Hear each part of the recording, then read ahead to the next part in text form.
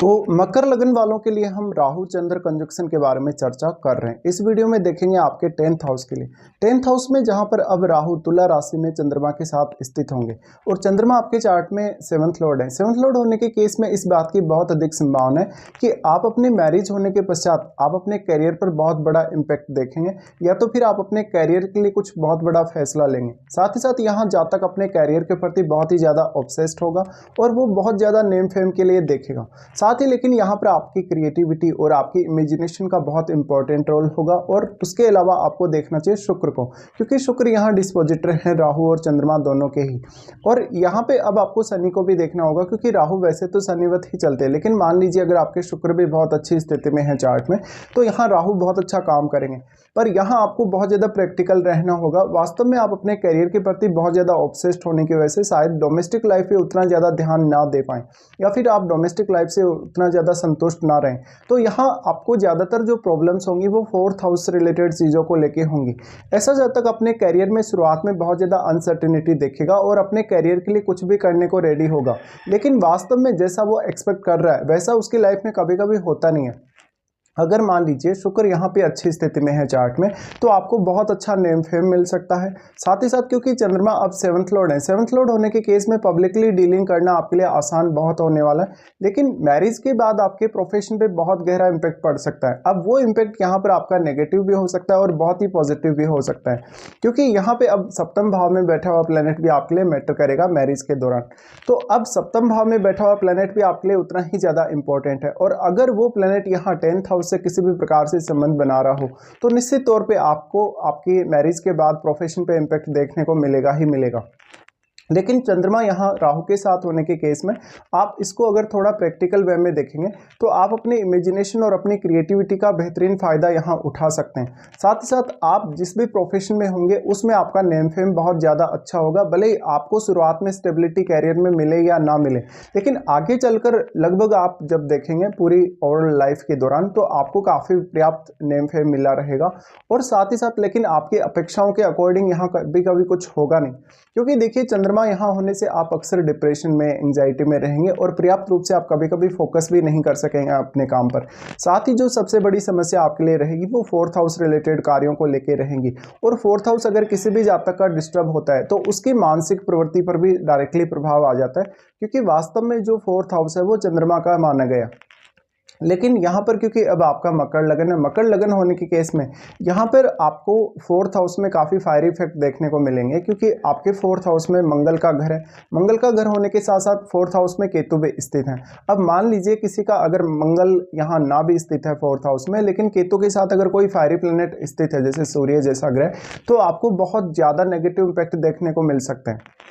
अगर हम राहु चंद्र कंजक्शन की इस प्रवृत्ति की बात करें जहां पर वो आपके कैरियर को कितना ज़्यादा प्रभावित कर सकते हैं, तो यहाँ पे अब सब कुछ आपकी मेंटलिटी, आपकी मानसिकता और आपकी खुद की जो हॉबीज है, खुद का जो टैलेंट है, उसी के ऊपर सब कुछ डिपेंडेंट रहेगा।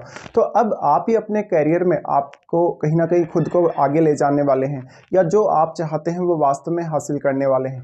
ऐसा जब तक अक्सर देखेगा कि उसका या तो अपने घर पे रहना नहीं हो पा रहा, या वो जहाँ भी रहेगा अपने प्रोफेशन की वजह से वहाँ वो लगातार ट्रेवल करता रहेगा, यानी हमेशा स्टेबिलिटी का तो प्रॉब्लम रहेगा ही रहेगा।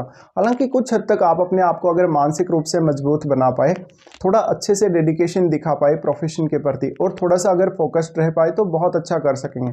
बट यहाँ पॉसिबिलिटी तो बहुत ज़्यादा रहेंगी आपके लिए, पर आपकी जो एक्सपेक्टेशन है उसी की वजह से सारी की सारी दिक्कतें रहेंगी। अब मान लेते हैं अगर यहाँ कोई फायरी प्लैनेट बैठा है राहु के साथ, उस केस में आपके लिए अपने प्रोफेशन में टिकना बहुत ज़्यादा मुश्किल हो जाएगा।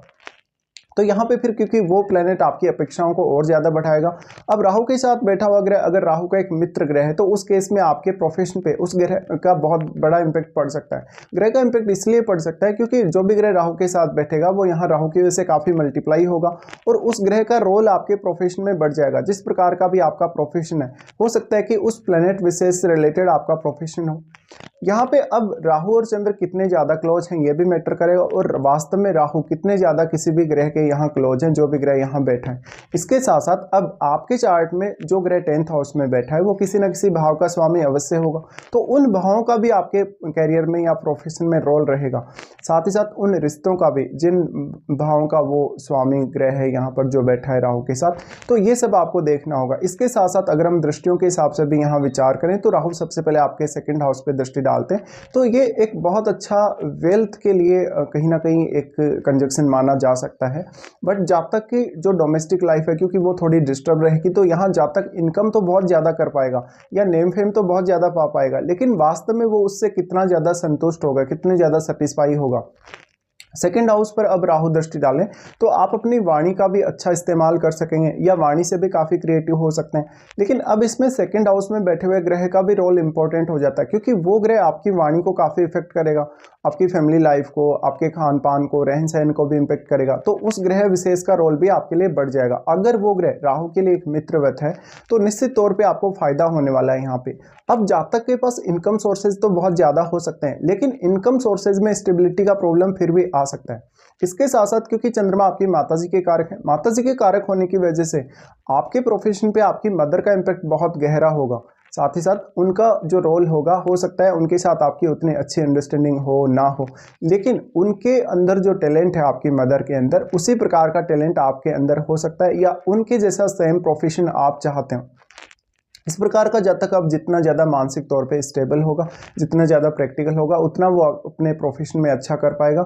उसके बाद राहु और चंद्रमा दोनों का ही दृष्टि आ जाएगा आपके 4th हाउस पे। 4th हाउस पे दृष्टि आएगा तो यहाँ ये दृष्टि बहुत ज़्यादा इंपॉर्टेंट होने वाला है। साथ ही साथ जो प्लैनेट अब राहु के साथ बैठा उसका रोल बहुत ज़्यादा अहम होगा, क्योंकि वो ग्रह राहु की वजह से काफ़ी मल्टीप्लाई हुआ। मल्टीप्लाई होने की वजह से वो ग्रह यहाँ केतु पर और केतु के साथ बैठे हुए ग्रह पर अपना बहुत ही स्ट्रॉन्ग इंपैक्ट डाल पाएगा। अगर राहु के साथ बैठा हुआ ग्रह एक फायरी प्लैनेट है तो आपको काफ़ी सारे इश्यूज आएंगे, लेकिन अगर एक फायरी प्लैनेट नहीं है उस केस में कहीं ना कहीं अब वो ग्रह आपकी हेल्प कर सकता है 4th हाउस से रिलेटेड चीज़ों को हैंडल करने के लिए। तो यहाँ पे इतना अच्छा ये प्लेसमेंट कहा जा सकता है राहु और चंद्र का। बट यहाँ पे डोमेस्टिक लाइफ को लेके आप अपने इश्यूज को कैसे हैंडल कर सकते हैं, यहाँ पे फिर जो ये दृष्टि पड़ रहा है, क्योंकि तीनों ही प्लैनेट फिर यहाँ दृष्टि डालेंगे, तीनों प्लैनेट की दृष्टि होने की वजह से आपके लिए डोमेस्टिक लाइफ भी उतनी ही ज़्यादा इंपॉर्टेंट हो जाएगी कहीं ना कहीं। बट मेनली क्योंकि चंद्रमा 10th में स्थित है, तो आपका मेन जो ऑब्सेशन होगा या आपकी जो मानसिक प्रवृत्ति होगी वो आपके कैरियर या प्रोफेशन से ज़्यादा जुड़ी हुई होगी। तो अगर आप अपने प्रोफेशन में एक अच्छा बैलेंस ला पाते हैं तो उससे कहीं ना कहीं आपको डोमेस्टिक लाइफ में भी थोड़ा रिलीफ मिल सकता है और संतुष्टि मिल सकती है। बट यहाँ जितना ज़्यादा राहु चंद्रमा के क्लोज होगा उतनी ही ज़्यादा और अपेक्षाएं आपकी बढ़ाता जाएगा। फिर यहाँ पे अब राहु का दृष्टि आ जाता है आपके 6th हाउस पे। 6th हाउस पे दृष्टि पड़ेगा तो यहाँ राहु काफ़ी अच्छा काम करेंगे।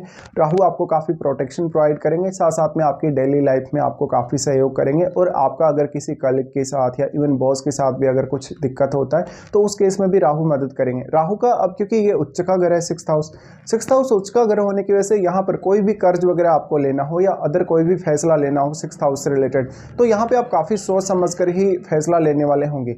तो ये एक बहुत पॉजिटिव इंपैक्ट देखने को मिल सकता है। बट शुरुआत में आपको कभी कभी बहुत ज़्यादा अनसर्टिनिटी दिखेगी और कैरियर के लिए ऐसा लगेगा आपको जैसे आपने बहुत ही ज़्यादा मेहनत की हो। साथ ही साथ अब आप अपनी महादशा पर भी विचार अवश्य कर लीजिए।